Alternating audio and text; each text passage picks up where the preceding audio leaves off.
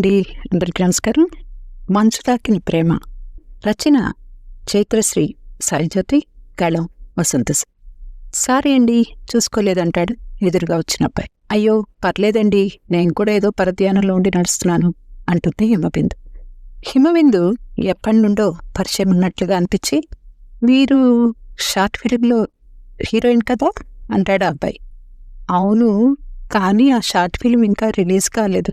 మీకెలా తెలుసు? అందులో చేసిన అన్నయ్య మా అన్నయ్యకి ఫ్రెండు. ఒకసారి మా అన్నయ్య మొబైల్లో చూశాను. మీరేమనుకోనంటే ఒక మాట చెప్పను, మీరు చాలా బాగా యాక్టింగ్ చేశారు, చాలా అందంగా ఉన్నారు.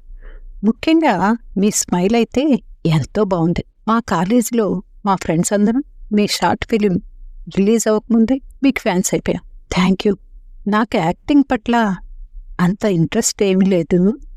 తను మా క్లాస్మేట్, అందుకే చేశాను.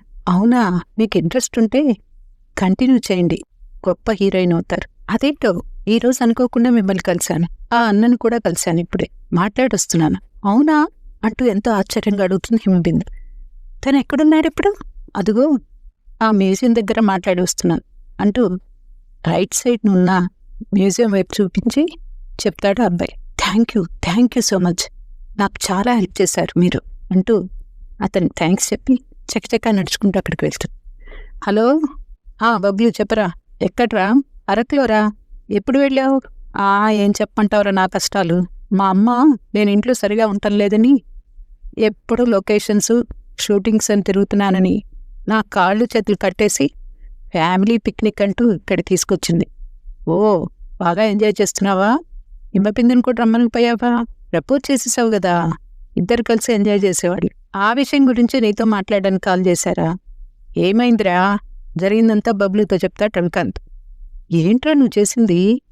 అమ్మాయిలు అరుదుగా వారి మనసును ఓపెన్ చేస్తారు.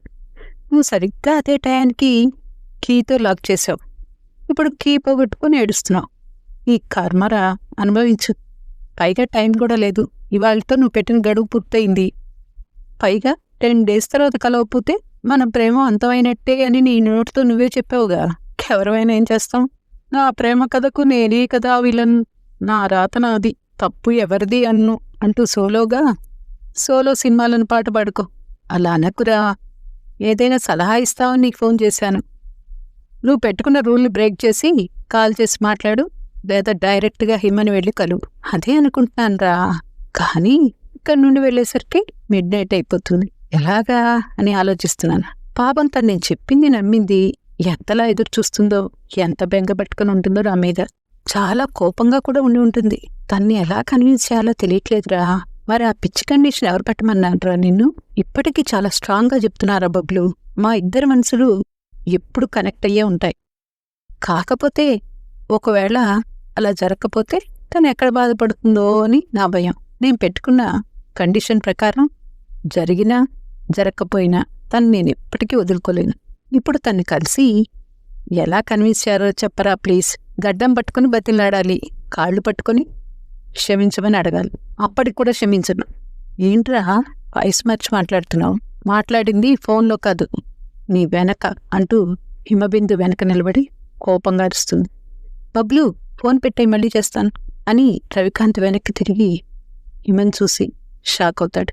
చూసావా హిమ, మన ఇద్దరి మధ్య మ్యాజిక్ ఉందని ఇప్పటికైనా నమ్ముతావా? నేను ఆ రోజు కండిషన్ పెట్టినందుకు ఫీల్ అయ్యావు, ఇప్పుడు ఎంత థ్రిల్గా ఉందో కదా అని అంటున్నాడు. కానీ హిమబిందు భావాలను అర్థం చేసుకోవడంలో తన ఎఫర్ట్స్ని పెడుతున్నప్పటికీ అర్థం కావట్లేదు.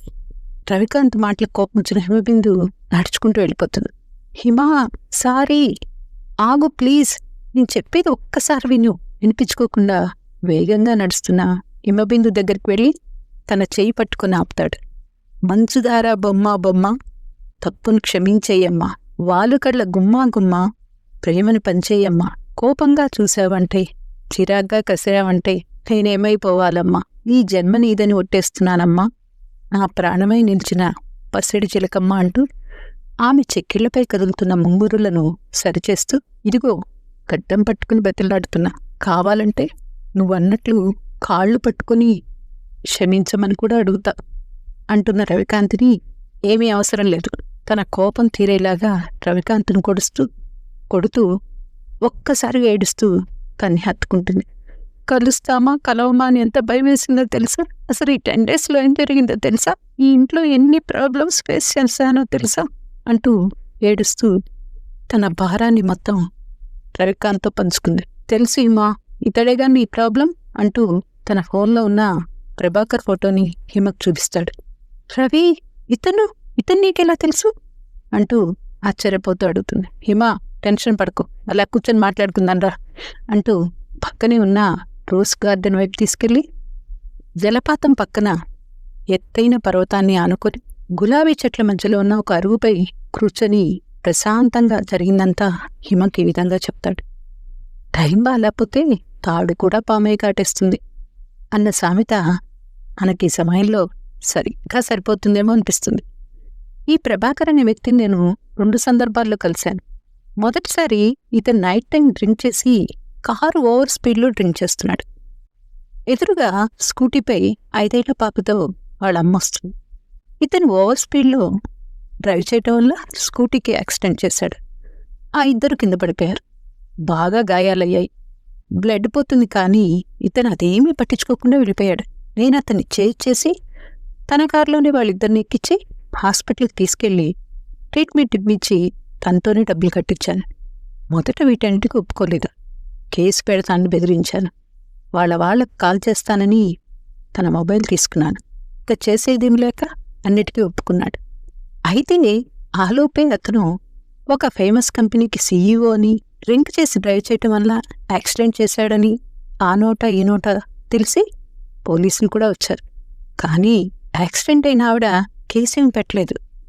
అయితే అందరి ముందు తన పరుగు పోయిందని తను అందరి ముందు నా ఇమేజ్ డ్యామేజ్ అయింది, నీ అంతు చూస్తానంటూ నన్ను బెదిరించి వెళ్ళాడు.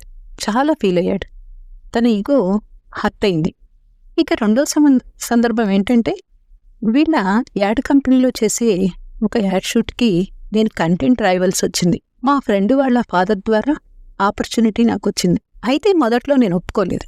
కానీ యాడ్ డైరెక్టరు, చూడు, ఇది నీకు చాలా మంచి ఆపర్చునిటీ, ఇందులో నువ్వు సక్సెస్ అయితే ముందు నీకు చాలా ఆఫర్లు వస్తాయి అని చెప్పడంతో సరే అని ఒప్పుకున్నాను. అంతా అయిపోయిన తర్వాత ఆ డైరెక్టరు మా CEO సార్కి నచ్చలేదంట. ఆయన ఇలా రాయమని చెప్పారంటూ వేరే స్క్రిప్ట్ నాకు ఇచ్చారు. అదేంటి, అంతా రెడీ అయిన తర్వాత మళ్ళీ మార్చమంటాం అని అడిగాను. అయినా అతనిచ్చిన స్క్రిప్ట్ నాకు నచ్చలేదు. నేను ఆ విధంగా రాయలేను అని చెప్పాను. ఆ ప్రొడక్షన్కి సంబంధించిన మేనేజ్మెంట్కి నా కంటెంట్ బాగా నచ్చింది. అందుకే దాన్ని వాళ్ళు సపోర్ట్ చేశారు. అయితే నేను రాయనని వెళ్ళిపోయాను.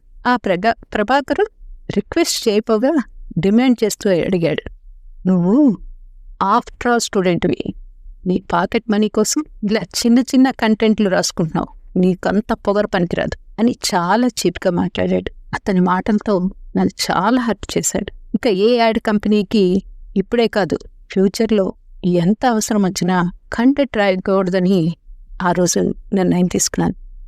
అయితే నేను తీసుకున్న ఈ నిర్ణయం వల్ల అతనికి ఎంతో లాస్ వచ్చిందంట. ఆ ప్రాజెక్టు వాళ్ళు వేరే కంపెనీకి వెళ్ళిపోయారంట. దానివల్ల అతనికి మనీ లాసు, ఇమేజ్ లాసు, ఎన్నో ఆఫర్లు లాస్ అయినాయంట.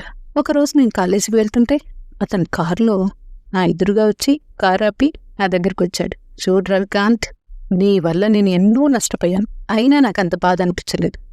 కానీ నువ్వు నా ఈగోని టచ్ చేసావు చూడు. అందరికీ ఈగో అంతో ఇంతో ఉంటుంది, కానీ నా యాటిట్యూడ్ అంతా ఈగోతో నిండి ఉంది. దాన్ని నువ్వు టచ్ చేసావు, నిన్నంత సులువుగా వదిలిపెట్టను, నీ కెరీర్ని నాశనం చేస్తాను, రాసి పెట్టుకో అని బెదిరించి వెళ్ళాడు.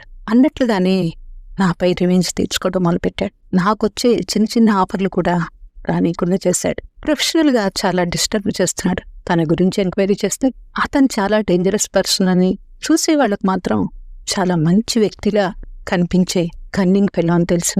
ఇప్పుడు నా పర్సనల్ లైఫ్ని కూడా డిస్టర్బ్ చేయాలని చూస్తున్నాడు. మా బ్యాచ్లో ఒకరిని ఇన్ఫార్మర్గా పెట్టాడు. వాడికి డబ్బులిచ్చి మన గురించిన ప్రతి అప్డేట్ తెలుసుకుంటూ ఉన్నాడు. ఆ భాగంలోనే మీ ఇంటికి ఫొటోస్ పంపించాడు. అలాగే నేను పెళ్లి చేసుకోవడానికి పెళ్లి సంబంధం రూపంలో మీ ఇంటికి రాబోతున్నాడు. హిమ, మన బ్యాడ్ టైం ఏంటంటే అతను నీకు రిలేటివ్ అవటం, మీ నాన్నగారికి అతనిపై మంచి ఒపీనియన్ ఉండటం. అతని నెట్వర్క్ చాలా పెద్దది.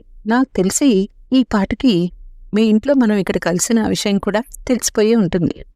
ఈ నాన్నగారి దృష్టిలో అతను హీరో, నేను విలన్.